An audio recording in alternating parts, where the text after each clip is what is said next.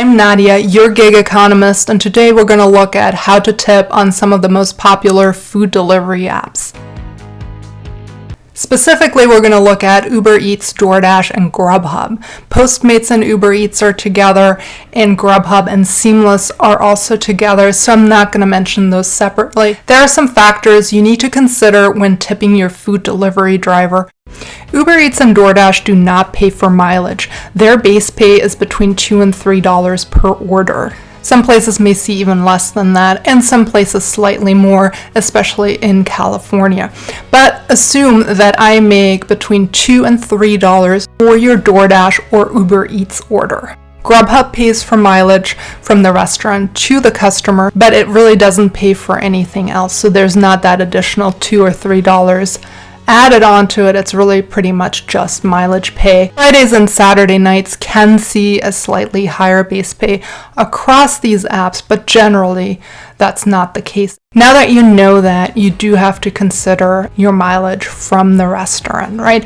On Uber Eats and DoorDash, you should add the 60 cents-ish GSA mileage to your order the farther you live from the restaurant. So if you're 10 miles from the restaurant, add $6 in addition to a base tip. Generally, a good tip is anything above $5. A lot of people do order from McDonald's and they live 13 plus miles away, and again, that's where that GSA mileage comes in handy. Yeah, your order might just be $30 for your family, but the restaurant tipping standard really doesn't work there. You can't just tip 10% and expect someone to drive 13 plus miles. That's just not feasible, especially these days with gas prices. But really even before that, especially on Friday and Saturday nights, it's important to tip because you want your order to get to you in good shape, right? Nice and hot if it's meant to be hot. On Friday and Saturday nights, you're competing with some high tipping customers. Be aware that some of the fast food places aren't exactly fast when it comes to DoorDash, Uber Eats, or Grubhub. I've waited upward of 30 minutes at a Wendy's because they just don't process online orders the same way they process drive-through or in-person orders. Those are first come, first serve, and they will get served first. So that's a common misconception that fast food places are actually fast on those apps. At least in my area, they just aren't for the most part. Sure, I've walked in, grabbed the order, and delivered quickly, but generally that's not the case. So if you look at this Uber Eats order, you can see that the customer had some additional charges that weren't really passed on to me, the driver, right? So that's something to consider. I don't know why that's the case. Just know that Uber Eats and DoorDash really only pay between $2 and $3 per order. Even if I'm able to do 3 of those $2 orders an hour,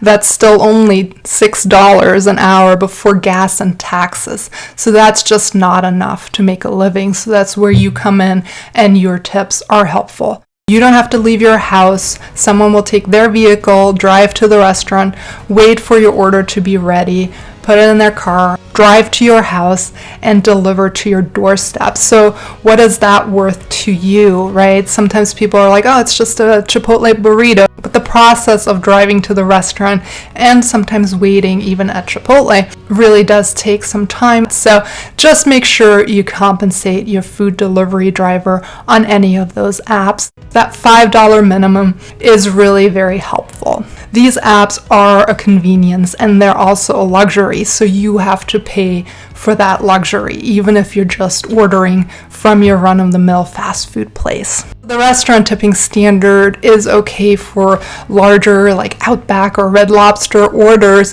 if you're going 15-20%. I do think the minimum of $5 per order still applies if you're ordering on Grubhub. DoorDash and Uber Eats both have those shop and deliver orders where the driver is expected to go into a CVS, a Walgreens, or Target, whatever, and shop for your item. You have to consider that it's an extra step to shop. I have a video about how to tip on Instacart, which you can apply to some of those shop and deliver orders on Uber Eats and DoorDash, and you can check that out here. Make sure you compensate on those food delivery apps because, as you see, the base pay is atrocious and wouldn't allow us to make a living. It doesn't even add up to minimum wage if we do the math per hour. Of course, these apps are not an hourly gig. I get sent an order and I can decide whether to accept it or not.